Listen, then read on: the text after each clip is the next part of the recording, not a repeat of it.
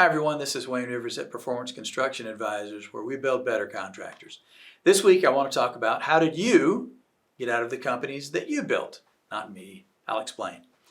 First, September 24th, we're doing an ESOP webinar, first webinar in ages. So we'll put out a link to that. Stay tuned and you can sign up, and also contact Charlotte for our final boot camp of 2024, October 24 and 25 here in Raleigh.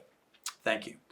This week then, we want to talk about the story, a little bit of the story of Doug McWright. Who is Doug McWright? He's one of our most gifted consultants, came to us in 2012, and we were recently on a Teams call with a mechanical contractor, and we were talking about the usual things: succession, handling growth, identifying talent, leadership development, those kinds of things.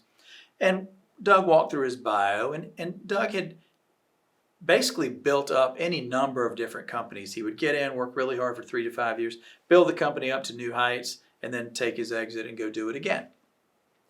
And the contractors asked a terrific question that I've never asked Doug since 2012, and I've never heard any of our members ask Doug, and that is, well, how did you get out of your companies? What was the secret to getting out? And now, if somebody asked me a question like that, I'd have to think and maybe give me a week and I'll get back to you. I'll put together something coherent.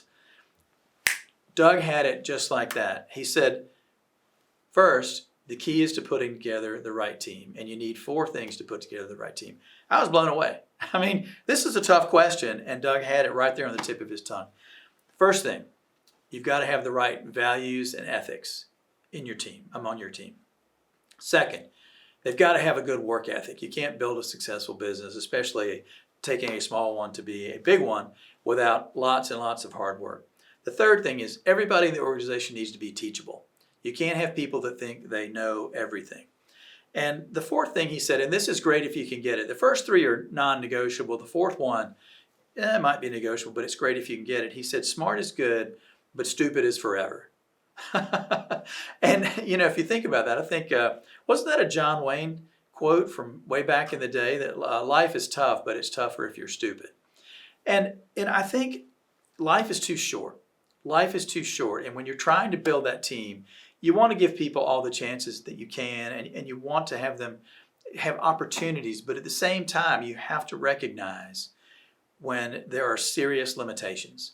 And when people have limitations, there's not enough coaching or training in the world to get them where you need them to be. So be quick to recognize when there are critical limitations that are holding back your team because of other people on the team.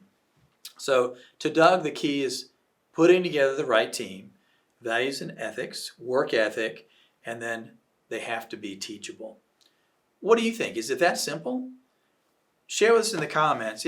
To me, if you're a contractor, if you're running any kind of business, and you've really got the right team, you're going to be unstoppable.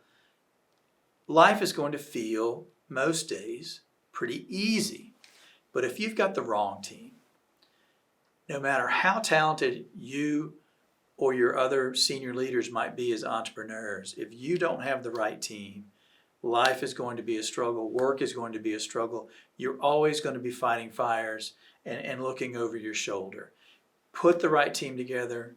Life is great. If you've got the wrong team, your life is so much more complicated and frustrating than it needs to be. What do you think? Has Doug nailed it? Is it that simple? Share with us in the comments. This is Wayne Rivers at PCA, where we build better contractors.